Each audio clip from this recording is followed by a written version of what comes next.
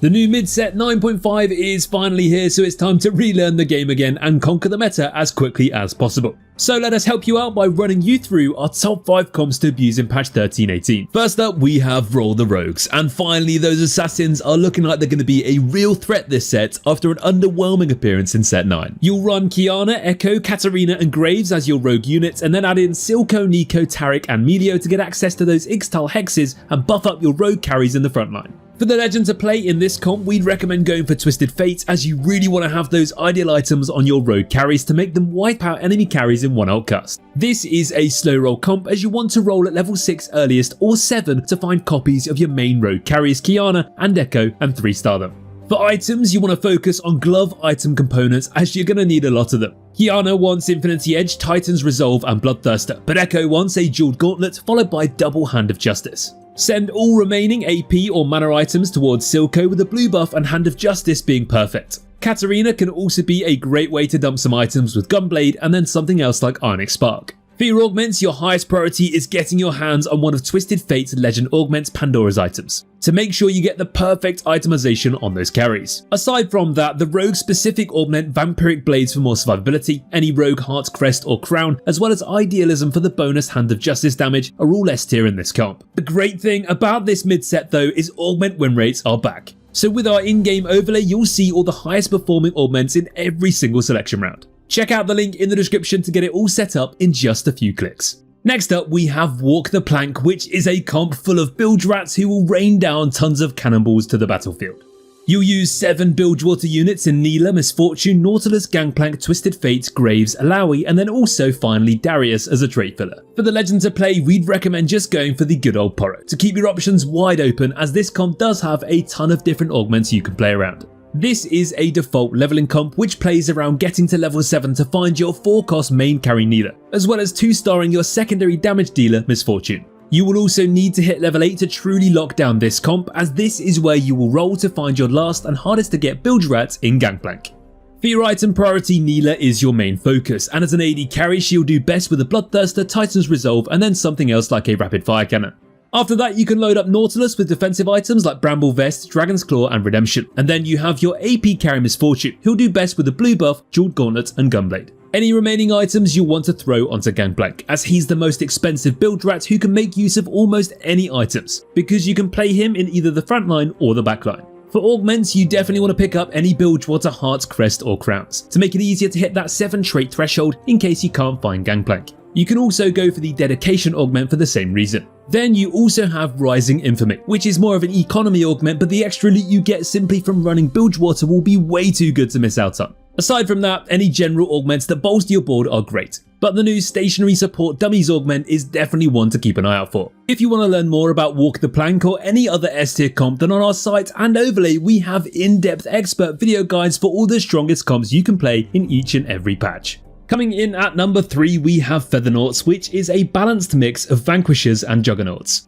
This is an extremely consistent comp with the 4-costs Xayah, Nasus and Nilah as your main carries, alongside Nautilus, Gangplank, Darius, Set and Jhin as your trait fillers. As for the legend to play, we'd recommend going for Ezreal, as you're relying on a bunch of 4-costs you need to stack with enough items. This one is another default leveling comp which wants you to stabilize at level 7 by finding a copy of your most important damage dealer Xayah. Once you've found Nasus as well, you want to rush to level 8 around the start of stage 5 and lock in all those trait synergies. For items, you want to gear up Xayah as soon as possible, and she does best with Deathblade, Last Whisper and Guardbreaker. You'll then want to send anything defensive towards your main tank Nasus with Warmog's, Redemption and Dragon's Claw. But you could also treat Nautilus as your main tank if the Sand Dog is too contested. After that, you want to send any remaining offensive items onto Nilah, with Bloodthirster, Titans and Sterax being extremely solid here.